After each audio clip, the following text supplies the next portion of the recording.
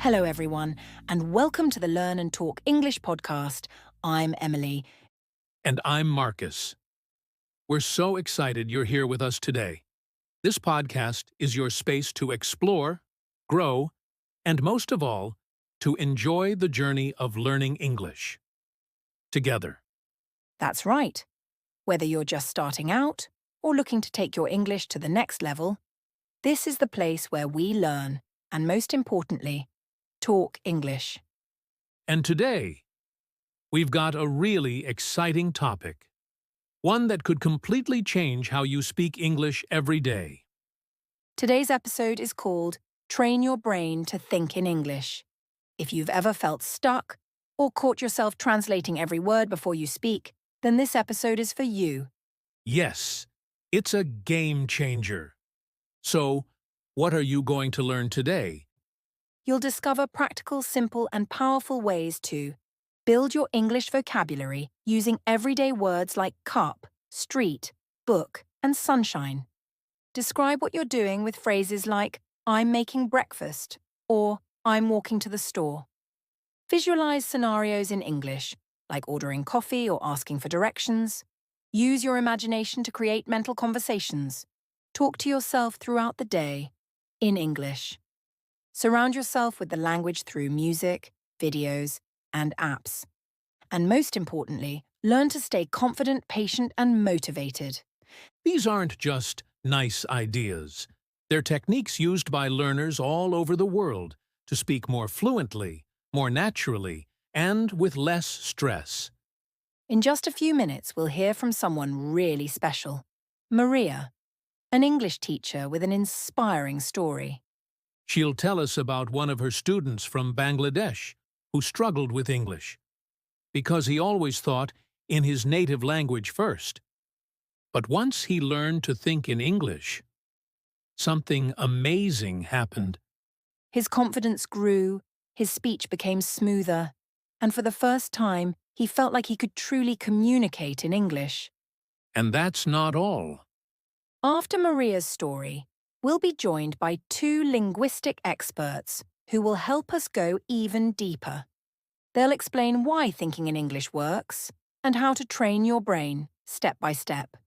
So grab a notebook, get comfortable, and stay with us. Because what you'll hear today might be the biggest turning point in your English journey. Let's get started. Coming up next, Maria's story, and later, our expert panel. Don't go anywhere.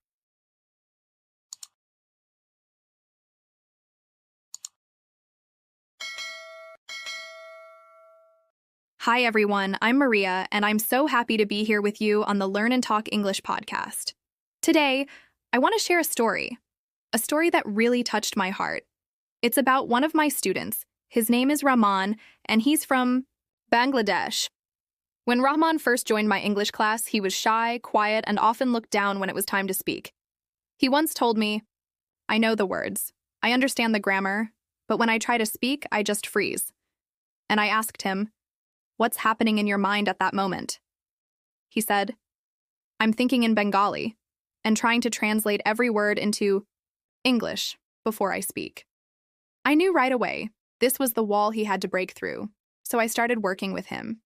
Not just on vocabulary or grammar, but on something much deeper. I taught him how to think in English. We started small. I asked him to describe his morning in English, just one sentence a day. I am brushing my teeth. I am walking to school. Then we moved on to visualizing conversations.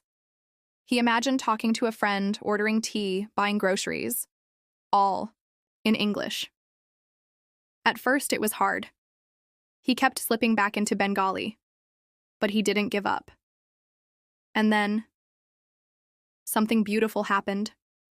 One day, Rahman came into class with the biggest smile on his face. He said, Maria, I was thinking in English this morning, and I didn't even try. It just happened. That moment gave me chills. From that point on, Rahman's confidence soared. He spoke more naturally. He answered questions faster. And most importantly, he believed in himself. And that, my friends, is the power of learning to think in English. It's not just about speaking better, it's about feeling free and connected to the world around you. And now, to help us understand this topic even better, we have two language experts joining us. Olivia and Jack will explore the science and psychology behind thinking in English and share expert strategies that you can use. So, don't go anywhere, stay tuned for an amazing deep dive into this life-changing skill.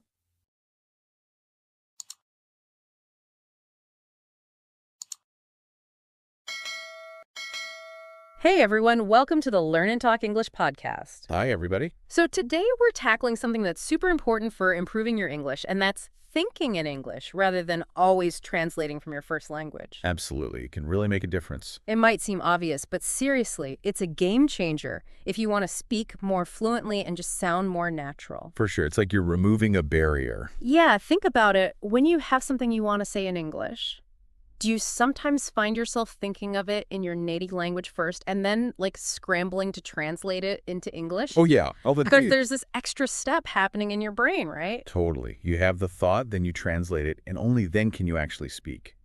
And all that translation takes time, right? It does. It slows you down. And sometimes, the direct translation just doesn't quite work in English. Right. It might be grammatically correct, but it just sounds a little off. Exactly. Native speakers wouldn't say it that way. So I think we can all agree that thinking directly in English is the way to go. But let's break down why it's so helpful. What are the biggest advantages? Okay, well, the first thing you'll notice is that you can speak way faster. I mean, when you're already thinking in English, those responses and conversations, they just come out more naturally. It's like you're not hitting that pause button every time to translate. Precisely. And your English just starts to sound smoother, more like a native speaker. You pick up on the nuances, the little things that you might miss if you're constantly translating. You kind of start to internalize the flow of the language. Right. And that brings us to another big plus, confidence. Oh, yeah. Confidence is huge. When you can express yourself easily without struggling to find the right words, it just does wonders for your confidence. You're not so worried about making mistakes or if people understand you. Exactly. You feel more comfortable speaking in any situation. And I bet that makes you want to speak even more. Absolutely. It's a positive cycle. And thinking in English also has a really cool effect on your vocabulary. Well, instead of always trying to find the English equivalent for a word in your native language, you start to think of the English words directly. It's like building a direct connection between your thoughts and the English words. That's a great way to put it. And you know what else happens? You start to develop this intuition for English grammar. Like you can just sense if something sounds right or wrong. Yeah. Even if you don't know the specific grammar rule, you just kind of feel it. That's so cool. And you know what else I've noticed? When I'm thinking in English, my pronunciation even improves a little. It makes sense when you're constantly thinking in the language. You start to absorb the rhythm and intonation without even realizing it. Okay, so we've got a ton of great reasons to make the switch, but how do we know if we're still relying too much on translation in our heads? What are some telltale signs? Well, one of the most obvious signs is pausing a lot before you speak. Yeah, those awkward silences while you're mentally flipping through a dictionary. Exactly. Mm-hmm. And if you often struggle to form sentences quickly, even when you know the words, it could mean that translation is slowing you down. It's like your brain is juggling too many tasks at once. Right. And another sign is feeling nervous or frustrated when speaking English. Like you're constantly second-guessing yourself. Yeah, it's that inner critic comparing your English to how you'd say it in your native language, and that can be exhausting. It's like you're never fully present in the conversation. Exactly. And another sign is using expressions that sound a little strange or unnatural in English. Could you get an example? Sure. Let's say in Spanish you might say abrir la luz to mean turn on the light. But if someone's thinking in Spanish and translating directly, they might say open the light in English, which sounds odd. It's grammatically correct, but it's just not how a native speaker would say it. Right. So thinking in English helps you pick up on those natural expressions that might not translate literally. Okay, so we know why it's important and how to recognize if we're doing it now. Let's get to the good stuff. How can we actually start thinking in English? Well, there are lots of fun and practical things you can try. One simple exercise is to start labeling things around you with their English names. Like walking around the house and saying table, chair, window? Exactly. And if you don't know the word, look it up and try to remember it. It's like creating a mental English dictionary for your everyday environment. Yes. And as you go about your day, try to describe your actions in English, even if it's just in your head. So like, I'm making coffee, I'm walking the dog, I'm checking my email. Exactly. It helps to reinforce those verb patterns and get comfortable with using them spontaneously. And we can do the same thing with our surroundings, right? Absolutely. Look around and think the walls are white, there's a painting on the wall, the sun is shining. Just simple descriptions to get your brain thinking visually in English. Okay, I like that. And I know you're a big fan of this next one, or talking to yourself in English. Yes, it might feel silly at first, but it's super effective. So like having little conversations with yourself in your head. Precisely ask yourself questions and answer them in English like, what should I wear today? I think I'll go with the blue shirt. It's like giving yourself a personal English lesson throughout the day. And you can also try imagining conversations in English before you have them. So like mental role playing. Exactly. If you know you're going to order food at a restaurant, try to imagine the conversation in your head beforehand. Think about what you'll say and what the other person might say. That way you're more prepared and confident when you actually have the conversation. Yes, and don't underestimate the power of changing the language settings on your devices to English. Oh yeah, that's a good one. It's like constant passive exposure to the language. Exactly. You'll be surprised how much you absorb just by seeing menus and notifications in English. And speaking of exposure, we should also be actively seeking out English content. Absolutely. Listening to music podcasts, watching movies and TV shows, even reading books and articles. Yeah. It all helps immerse you in the language. The more you surround yourself with English, the more natural it will start to feel to think in English. It's like creating an English-speaking bubble around yourself. And we can even use visual aids like sticky notes to label things in our homes. It might sound a bit childish, Yeah. but it really works. Stick a note on the fridge that says refrigerator, or on the door that says door. It just helps solidify those connections in your mind. It's all about making English a constant presence in your life. Right, and when you're thinking in English, try to keep it simple at first. Don't worry about forming perfectly complex sentences. Small steps, right? Exactly.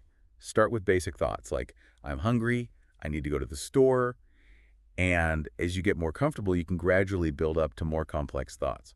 I like that approach, and I think this next tip is super helpful too. Talk to yourself in English during those everyday moments when you're doing chores or walking somewhere. Yes, it keeps the language active in your mind. So instead of just going through the motions, try to narrate what you're doing, like, I'm putting away the dishes, I'm turning left at the corner. And before you go to sleep at night, try to think about your day in English. It's a great way to wind down and reflect on your day, while also practicing thinking in English. It's like a mental recap in English. And you know what else is fun? If you don't have someone to practice with, just use your imagination. Like imaginary conversations. Yes, picture yourself talking to a friend or colleague in English. It helps you visualize the interaction and practice forming those sentences. Okay, I love all these practical tips. Now, earlier we talked about how translating directly can sometimes lead to mistakes, and you gave a really good example from Spanish. Yes, in Spanish you might say, tengo frío, which literally translates to I have cold. But in English we say, I am cold. So translating word for word can trip us up sometimes. It can. And that's why thinking directly in English is so important. It helps us avoid those awkward literal translations. You also mentioned the power of immersion. Could you expand on that a bit? Sure, immersion is basically surrounding yourself with the language as much as possible. And you don't have to live in an English-speaking country to do that, right? Not at all. You can create your own immersion environment at home by watching English movies, listening to English music podcasts, audiobooks, even reading English books and articles. It's like making English the soundtrack to your life. Exactly. And the more you expose yourself to the language, the easier it'll become to think in English without having to translate everything. Awesome. So we've covered a lot of great strategies today, but I think the most important thing is to be patient and consistent with this process. Absolutely. Learning to think in English takes time and effort. It's like building a muscle. You have to train it regularly. And don't get discouraged if you don't see results overnight. Exactly. It's a gradual process. Focus on making progress, not perfection. Yeah. Celebrate those small victories when you catch yourself thinking in English, even for a few seconds. Every little bit counts, and consistency is key, right? Yes, even dedicating just a few minutes each day to these exercises can make a big difference over time. So it's all about making it a habit, a natural part of your daily routine. Precisely. And remember to have fun with it. Learning a language should be enjoyable. Absolutely. Well, this has been a fantastic conversation. I feel like we've covered so much useful information about thinking in English. Me too. I hope our listeners feel empowered to start incorporating these tips into their learning journeys. Before we wrap up, I'd love to hear from our listeners. Have you tried any of these techniques? Yes, share your experiences in the comments. Maybe you have some tips of your own. And if you have any questions, feel free to ask. We're all here to learn and support each other. Exactly. Thank you so much for joining us on the Learn and Talk English podcast. We hope this episode has inspired you to start thinking in English. And remember, the more you practice, the more fluent and confident you'll become. Stay tuned for more exciting episodes coming soon. And if you enjoyed this episode, don't forget to like, subscribe, and hit that notification bell so you don't miss any future lessons. Happy learning, everyone. Bye for now. See you next time.